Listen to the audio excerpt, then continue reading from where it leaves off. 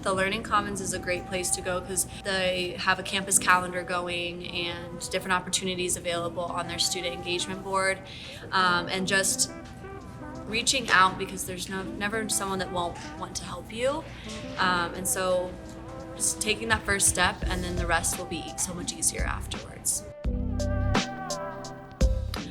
Your biggest resource is going to be the students in your class. Just talking to them and using them to start because they're going through it with you. And after that, we can use Navigate. You can find study buddies on there as well. And then if you go into the Learning Commons, the SEED team would also be willing to help you connect with other students in that class. Our SEED team has been here, so they know a lot more of the student body that has either been through the class or is currently in the class as well. So students can apply for work study positions on Purple Briefcase, which can be found on their My Otero portal.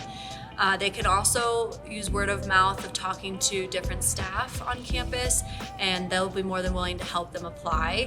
But if you don't ever reach out to figure out how to do that otherwise, then you're just not gonna be able to find those job opportunities. They fill up quick, so making sure you're proactive and finding what's available before the semester starts, because there's a lot of opportunities, but there's also a lot of students too.